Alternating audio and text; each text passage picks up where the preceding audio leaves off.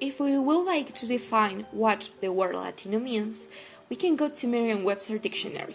Here it states that a Latino is a person who was born or lives in South America, Central America, or Mexico, or a person in U.S. whose family is originally from South America, Central America, or Mexico. This definition is mistaken. First, a person who lives in Latin America doesn't necessarily feel like neither is a Latino. For example, a European person who travels to live in Chile is not a Latino. Also, a person whose family is originally from South or Central America or Mexico can live in any country that is not necessarily USA and feels like a Latino. Second, this definition forgot that not only in Central America or South America is spoken Spanish. Countries like Brazil, Haiti, some places in the US, and also French Guiana speaks different languages with the same roots, the Latin. Third, this interpretation of Latino blows our historical roots. I like the arrival of the Spaniards to our continent, or likewise the independent movement against the Spaniards. Finally, such definitions, instead to clarify the terms Latino, only creates a shadow over the real Latin America, with its preconceived ideas and the constant prejudices that are around the concept Latino. But what Latinos think about being a Latino? Latino's identity does exist. We all have common roots. We were colonized. We used to live in a social structure which was harmed, and also with our own religious beliefs that were harmed. And I truly believe that as a Latino, we are not just a label, we have a unique social identity in somehow, and in somehow it was underestimated by foreigners. I think that being a Latino is something for being proud, because away from European civilizations, our roots went further in science, and I think that not unfair, but not deserved. I think that we could give more than to the world as a Latino, as a society, as a collective identity, independent from that advanced world which went to colonize us. It's a common feeling that almost everybody has. Well, the concept of Latin America, for me, could be amplified with a very specific topic, that is the music. That, for example, in Peru and Chile, it came a dance that is called La Zamacueca, but actually it came from Spain. From Spain came this dance and became a very important dance in the post-colonial era. But anyway, it became really distinctive.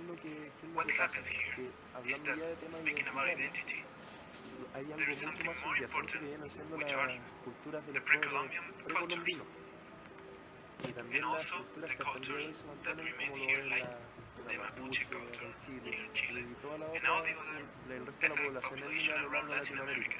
Those were the roots that were taken from external or foreign cultures, fueron afectadas por but they kept their essence. rasgos externos, pero que aún así en muchas partes se mantienen en su esencia.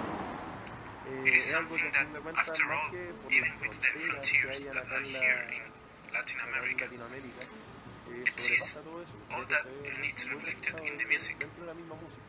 Folklore is very similar. All these elements share lots of things, and that is being a Latin American. Out of all the external agents, we keep our identity.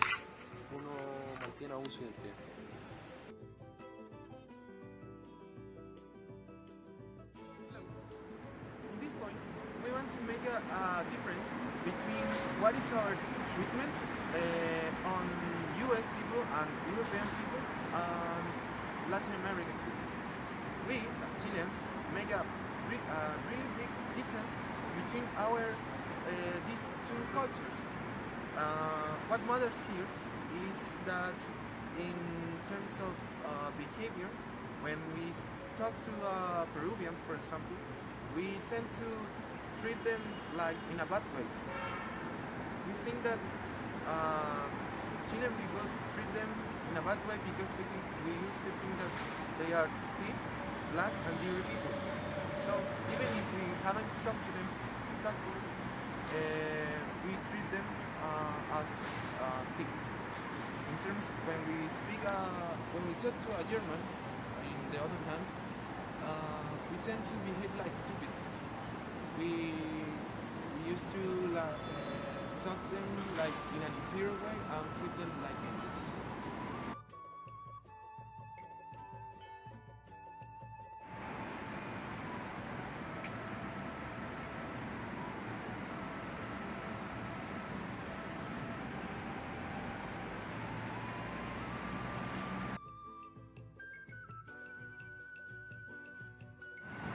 When we Chileans have problems in terms of organization, social problems, building, streets, what we have to pay, we tend to blame the Spaniards because they were our conquerors, and also they are the owners of almost every company in our country. Like the light, they are the owner of the light, the water, the highways, and the streets.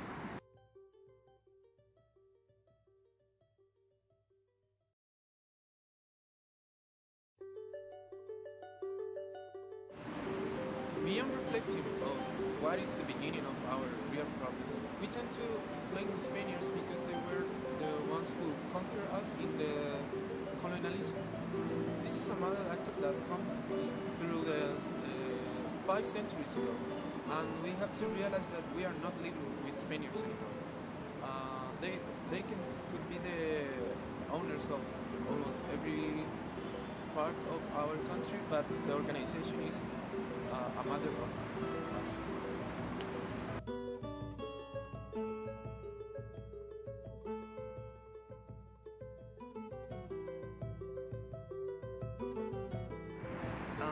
Nowadays, in terms of aspirations, our society wants to achieve the model of the US or an European model. This is related with how we dress, the things that we do in our routine, the things we eat, the manner that we behave in our routine. When we talk to the young people and like students, they only want to go to Europe or United States, Australia, England, and they have to realize that the problems that we have are here in our country. So this is a problem that becomes from the education and becomes through the centuries, like 5 centuries ago. So it's a problem that concerns all the aspects of the society. It's something that we have to see.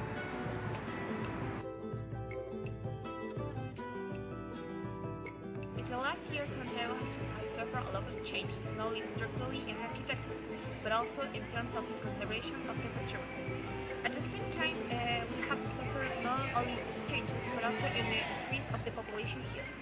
Now, let's focus on Chile's centralization.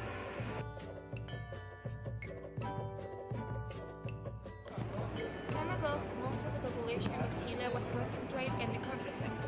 Nowadays, the population is concentrated in the city, the southern part of Chile, and another part also, but most of them is here in Santiago, in the metropolitan region. Examples of this are education, healthcare, and living.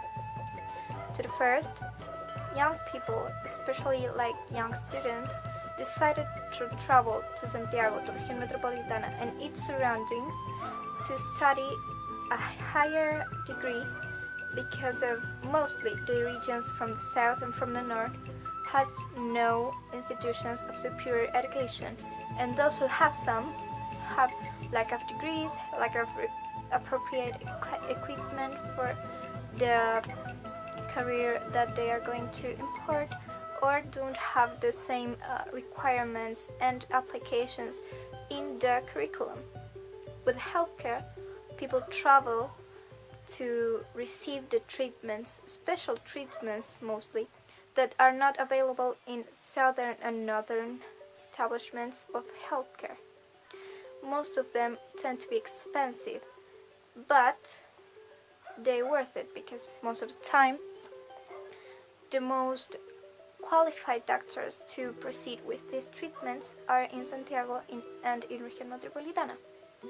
Besides, there is a huge concentration of health centers in the whole region of the central zone rather than in the southern and in the northern regions of the country, which have less and more apart one of each other. In terms of living, people decided to travel to Santiago because of the houses are closer to the same services of school, of healthcare, of shopping, of drugstores, of pharmacies, and etc. And that's comfortable for a quality of living because they don't have to make so much time going from one to the other, and they don't have the same difficulties because here is public transport almost in every street. For working, people travel here because the payments, the salaries, tend to be higher than in regions. Despite of the laboral hours they have to work tend to vary between the zone, the salaries is what matters because with money they can maintain their families.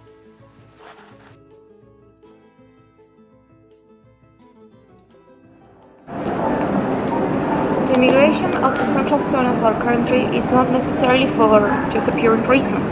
It's for the creation of new establishment that creates new opportunities, as for example a better education, better health, and so on.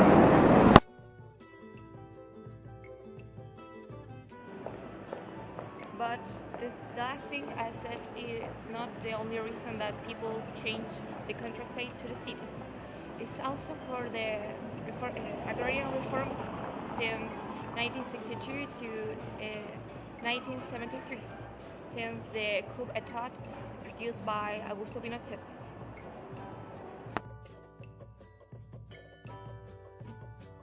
This coup embraced the whole system to a new one, neoliberal system. This new economical system produced the all areas that the states was charged before, like education, health, and most of them, like security, was passed to the private side.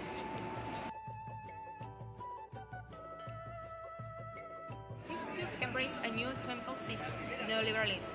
This means that the whole system that, say, once the time ago was provided, like health, education, was passed on to the private ones.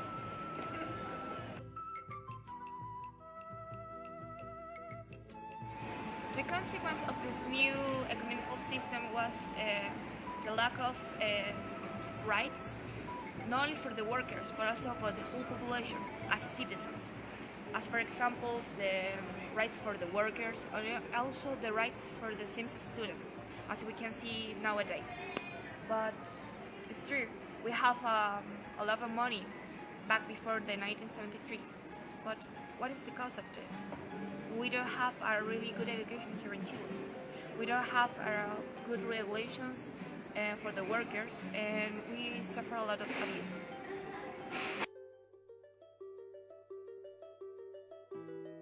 As a group, we say that Latin American identity is not only because we share a same language or we share a same land or region. It's not because of that. We share the same history, we share the same pain, we share the same coups and in the same period. And we can say, but it's only not define us that. It defines our way to see our life.